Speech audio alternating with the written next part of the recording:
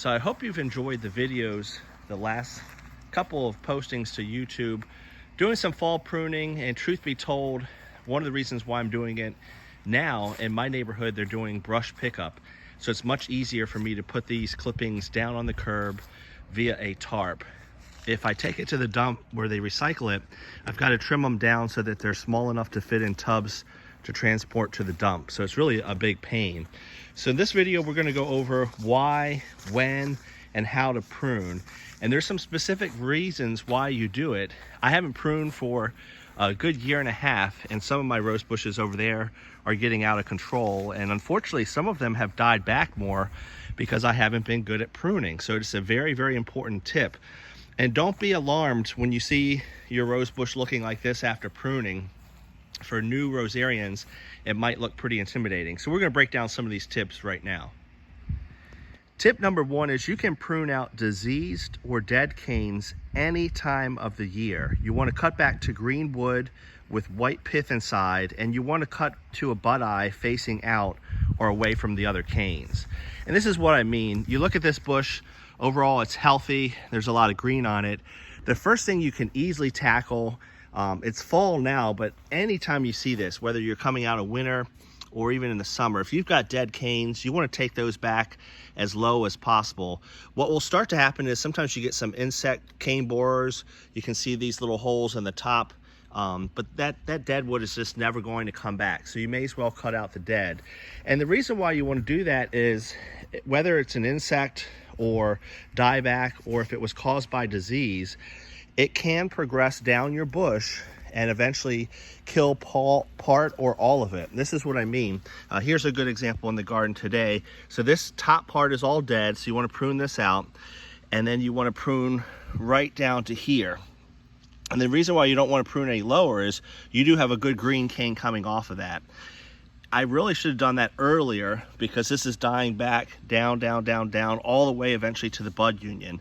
So ideally, once it starts dying back, you cut it back there and it won't progress down. I'm to the point now, I'll cut this off and hopefully there's still some green wood there so that this other cane doesn't die. But this is what happens when you wait to cut that dead cane back. Don't wait. As soon as you see something dead, cut it back. Here's another example. Again, this cane is dying back toward the bud union. Got a perfectly good green cane coming out below it. But notice that dieback is really close. If it continues to progress down this cane, this one will eventually die out. So please, if you get anything out of this video, cut anything diseased or dead immediately. The longer you wait, the more it progresses downward, potentially losing canes and eventually the bush itself. So we're still talking about tip number one. I just pruned that dead material out that I just showed you, and this is what you want to avoid. I'm going to leave it because I just want to see what happens, but notice we took out the dead cane and there's still a good one attached to it, but I'm a little worried it might be too late. And you can see why I'm worried. Here's the other example. Remember, we had the dead cane here, and here's a green one. But if you look very carefully, I'm going to show you this in an example coming up. This is the pith I'm talking about. When you prune back, ideally you want this all to be white. That inner part, if it's brown like that, it's dead, part of a dead cane. I've seen where it still will be okay, but in other cases, it continues to progress back. So we're going to use this as an example. I've got enough canes on here. Let's see what happens just to show you what I mean by that. So it looks like a perfectly good green cane, but I pruned that dead one back and it looks pretty dead in there, that pith. So I'm going to go lower and show you the difference. Hopefully when I go lower on that cane, it'll turn white, and that means it's healthy. But it's just to emphasize, cut out that dead stuff on your bush ASAP. If you wait weeks, and in my cases months and a year, you will eventually lose canes all the way down to the bud union. Okay, I'm going to try to do this with one hand, but again, we've got dead wood starting inside the cane there. If I have a bush that doesn't have a lot of canes to begin with, I may just leave it like that and see what happens with Mother Nature. Wait a couple weeks, and if this starts to die, then I'll go lower. But this bush has a ton of canes to work with, so that's why I'm using it as an example. So you'll just have to judge, but when you do prune, you want to prune back to white pith, not that dead material that you see on the inside there. So you want to go down, down, down, on the cane and you want to find a bud eye, depending on the year, time of year, you'll see a little dimple maybe poking out. That's a bud eye.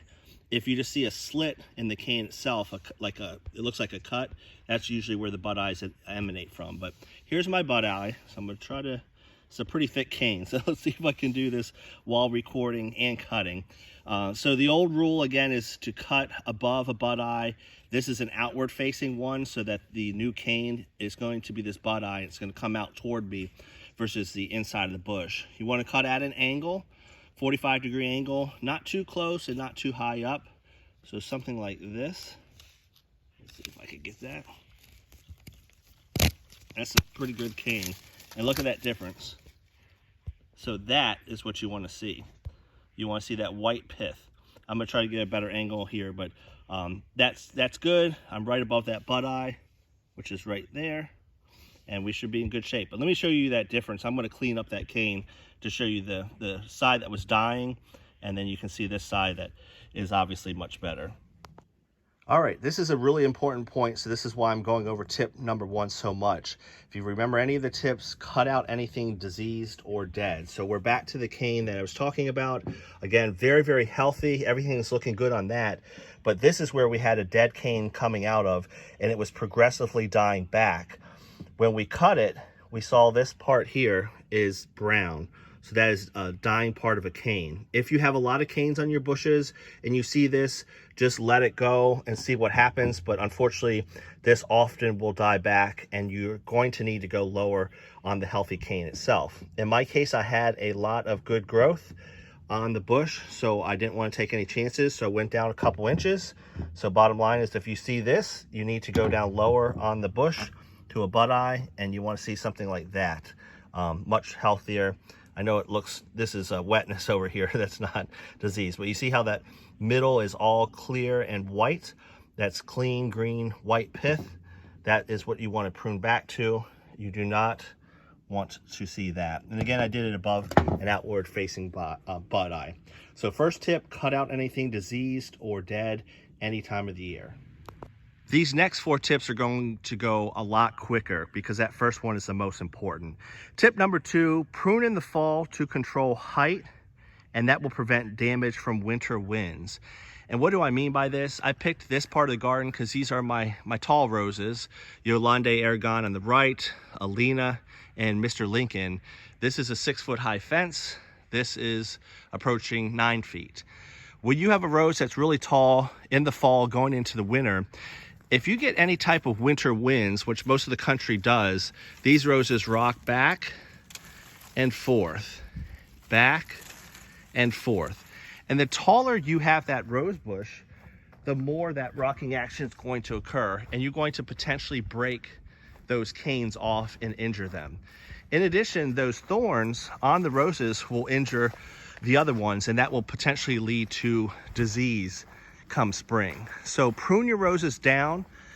I know for some parts of the country you don't want to prune them too low because you're going to lose some of the canes over the winter, and you want to leave enough to allow some dieback. But this is an example of something pruned down, Veterans Honor, that's much taller, and it's just not going to rock as much because it's much closer to the ground. So tip number 2, no matter where you live in the country, prune your roses back a little bit to control height so they don't rock back in the wind. If you're watching from up north, I used to live in upstate New York, I would give them what I would call a light haircut. I would not take them super low because inevitably some of it was going to die back in the winter, and you want to have that margin for error. But it's good to top them off, light haircut, so they don't rock as much in the winter. Tip number 3, prune out any cross canes, because these are going to rub against each other throughout the year, especially if they have a lot of thorns. And when they rub against each other, they can cause injury. So this is what you want, almost a hand like this with your canes facing outwards, and you want the middle of the bush to be open. So notice how this cane is facing away, this cane is facing away, and it's nice and open. And you're gonna have to make some tough decisions. And sometimes I wait a little bit to see how things are through the year, but I've got an example here. This is kind of close. This is what I mean by a cross cane. It's not exactly crossed, but you see how this is really close to the next one. these are two really healthy canes, and it is incredibly hard to get rid of something fresh and green and not dead. But if you leave them, these prickles, these thorns right here, are going to rub against each other and eventually cause injury. So I know it's hard to get rid of something that looks really good, but anything that's crossed or rubbing against each other, that is tip number 3. You want to get rid of those so they don't cause further injury down the road. To show you an example of cross canes, I could think of no better variety than Marilyn Monroe. Beautiful bloom, but man, she's got a lot of thorns. The bloom again looks great, but lots of thorns, and look at all this mess in here. This is going this way, they're all crossed and thorny, and that's just going to cause injury. You can see some of the injury already. Disease can get in there much easier. So you want to take out any of those, and bottom line, you find a nice good cane like this, just take out anything going to the inside of the bush. So remove that, remove this. Really inside or outside. I just remove all the stuff going laterally and just leave the vertical canes. And that's going to really thin the bush out. So again, you're going to start with something, you know, like this. You remove the dead canes, as we mentioned, and then once you remove the cross canes, then you're going to get something like this. I know it's very drastic, but if you don't do that, I can promise you, especially if you have a variety with a lot of thorns, they will eventually get injured anyway. So you may as well do it now before later. All right, tip number 4 is to prune in the spring to stimulate growth. We mentioned tip 1 was prune out anything diseased.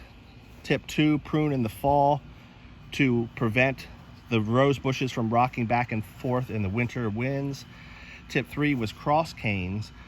Now we're talking another seasonal one. The reason why you prune in the spring is you want to cut out dieback, and you also want to stimulate that bush to grow.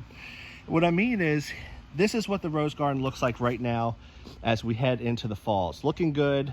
Things are, you know, green, and we've pruned out everything dead or diseased. But even here in the Carolinas, I'll come out here in March, and inevitably these rose bushes will die back some. And what I mean by that is the ends of the cane will gradually turn black and die depending on the harshness of the winter. Now this might only be a few inches if it's a mild winter. It might be toward the ground if you live in, say, upstate New York, where I used to live, where we had severe winters and we lost most of the bush itself due to those severe conditions. Same rules apply. Cut out anything dead, or you know, it'll usually look black coming out of the winter. Cut back all the way to a bud eye where the cane is green, and again, that pith is white, and that will set you up for a good spring. The reason is, once you prune, pruning does stimulate growth, and that's why we have to be a little careful here in milder climates, because we're going to get some growth here in the winter when we prune in the fall. But it is what it is, and you can always cut out anything that dies due to cold conditions in the wintertime. But I'm going to show you on this Gemini, I don't know if you can see it well, but above, or where I've made the cuts, these bud eyes are starting to push out, and even lower on the bush, the bud eyes are pushing out. When you prune, it looks harsh, and the roses, you know, let's face it, they look like a bunch of sticks, but that is actually stimulating the bush to grow. So pruning in the spring is very important. I've had people ask, what time of the year should you prune? I say any time of the year for disease or dead canes, but our two optimal times are fall for controlling the height of the bush, and the most important one is probably that spring one, because that will stimulate growth and cut out anything that died over the winter. Tip number 5 is to have good garden tools. Just like you need those tools around your house to do any home improvements, you've got to have the same thing in the garden. Right now, I'm using this tarp to carry all the rose clippings down to the curb. Highly recommend, if you have a brush pickup in your neighborhood, take advantage of that. If I didn't do it this way, I would have to cut these rose bushes down and then cut the canes again into sections really not more than 18 inches so they could fit in tubs, and then I take them to the dump to compost them. Since they're doing pickup in my neighborhood 4 times a year, I'm quite lucky. I can just throw it on a tarp, and you've probably seen from some of our time lapses, just drag that down to the curb. So a tub, tarp, wheelbarrow, whatever you need to get that debris either to the dump or hopefully to a compost facility via a neighborhood pickup. The other thing, you certainly need good gloves. These are, I think, lambskin gloves, don't quote me, but they're ones you can find online. They prevent most of the thorns from going through and getting you. Of course, a few get through, and these are just gloves. They do have some versions that are much longer. I do try to wear long sleeves, long pants, glasses, so that I don't have any scratches, or at least I minimize the scratches. No matter what, I still have them. As far as pruners go, these are a traditional one. These are Felco number 4. Felcos are a really good brand. I try to sharpen these up before I do pruning, so you can oil them up, sharpen them up before the season or before you're doing the pruning. But these are hand pruners. This gets most of the job done. I do have something that is much thicker. These are Fiskars. These are loppers. You can find these at the big box stores. I use these for when I have extra thick canes. Some of these rose bushes, the canes, this is Ring of Fire. You can see, I think you can see how big those canes are. I can't get those with the hand pruners. The other nice thing about the loppers, you can use it at a distance and save your back. So sometimes what I like to do is I make a cut and then I actually open this and pick it up almost like hand grabbers and then throw it onto the tarp. So with a couple feet of length to the tool, I also use these as a back saver to cut some of the roses away. So those are just some basic tools: gloves, hand pruners, loppers, and again, safety first. I have long pants on, long sleeves, glasses. I still get scraped now and then, but that really, helps things out. So I hope you enjoyed the tips, 5 tips for pruning roses, why we do it, how we do it, and the big one we emphasized in the beginning: anything diseased or dead, anything crossing, you really can prune that out at any time of the year. Then in the fall, by lowering the bushes down, they're less likely to rock in the winter winds. In the spring, it can stimulate growth. And then the last tip was how to do it safely. So I'm going to end with the garden. Right now we're almost done. I can see the finish line. 1, 2, 3, 4, 5 beds complete. Beds 6 and 7, I was strategic with this. I did the tall ones first because we've got our brush pickup coming any hour now, so I'm trying to get this stuff down to the curb. So I took down Yolande, Mr. Lincoln, and Alina. Those were our tallest bushes. The next one I'm doing now is Pope John Paul II. Get that to the curb, and then I hope to finish these smaller bushes soon. I'm going to end the video with kind of what I see. I already went over how to do it.